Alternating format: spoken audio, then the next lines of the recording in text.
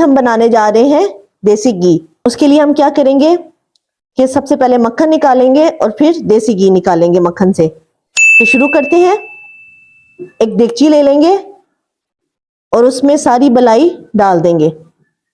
बलाई डालने के बाद एक मदानी लेंगे और मदानी के साथ बलाई को अच्छी तरह से घोट लेंगे। ये देखें घोटना शुरू कर दिए।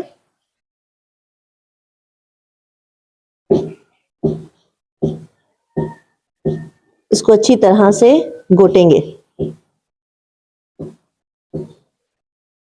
तब तक घोटेंगे जब तक ये एक हार्ड फॉर्म में नहीं आ जाती। बलाई पानी छोड़ देगी और इसका मक्खन जो है वो एक साइड पे जमा होना शुरू हो जाएगा। पहले ये थोड़ी सी हार्ड होगी, उसके बाद पानी छोड़ेगी, जो जिसको लस्सी कहते हैं, लस्सी निकलेगी इसके अंदर से, और फिर उसके बाद मक्खन बनना शुरू हो जाएगा। ये देखें कितनी जल्दी ये हार्ड होने जा रही है।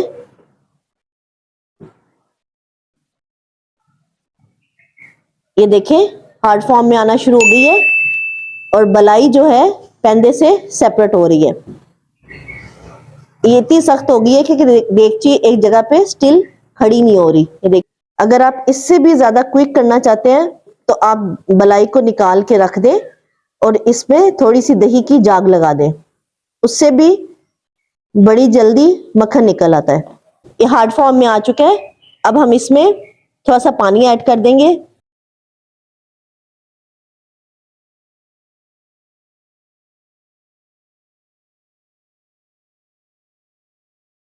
हार्ड फॉर्म में आने के बाद इसको हमने थोड़ा सा मजीद हिलाते रहे हैं, बिल्कुल वहां पे स्टे नहीं करना।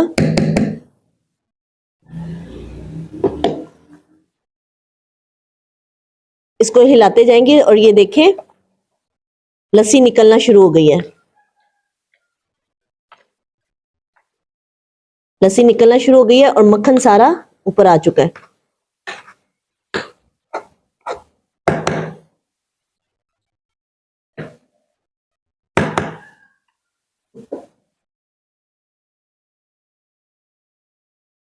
हार्ड फॉर्म में आने के बाद भी इसको हम मुसलसल हिलाते रहे हैं। निकल चुकी है और ये मक्खन एक साइड पे जमा हो गया है। ये देखें लस्सी निकल चुकी है और मक्खन सारा एक साइड पे जमा हो गया है।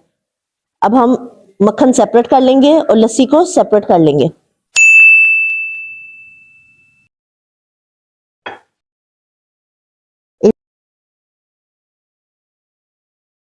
ये देखें मक्खन को लस्सी से हम सेपरेट कर रहे हैं और कितने प्यारे प्यारे खूबसूरत से पेड़े बनते जा रहे हैं। लो जी, सरसों दा साग ते मकई दी रोटी ते नाल मक्खन दे पेड़े, मजे मजे मजे ही मजे। क्या बात है।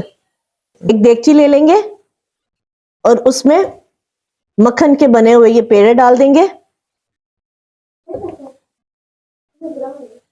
देखिए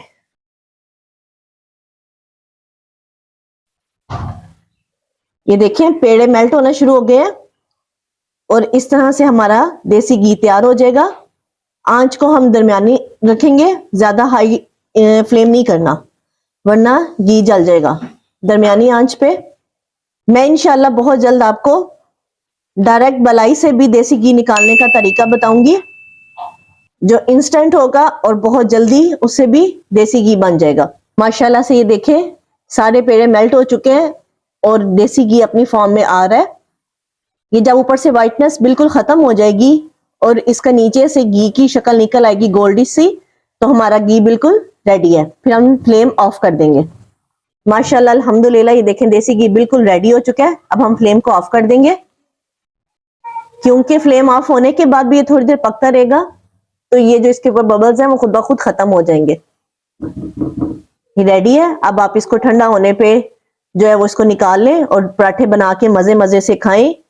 हंडिया में यूज करें, जिसमें आपका दिल करता है इसको यूज करें। और मुझे दुआओं में याद रखिएगा, अपना बहुत ज्यादा ख्याल रखिएगा। अल्लाह हाफिज। देसी घी ठंडा हो गया था और ये मैंने इसको अब डिश आउट कर लिया है। ये देखिए माशाल्लाह से अल्हम्दुलिल्लाह इसका कलर भी कितना अच्छा है। इसको अब आप रख सकते हैं चाहे तो फ्रिज में रख दें, वरना बाहर भी ये ठीक रहेगा। इसको आप इस्तेमाल करें। अपना ख्याल रखें। अल्लाह हाफिज।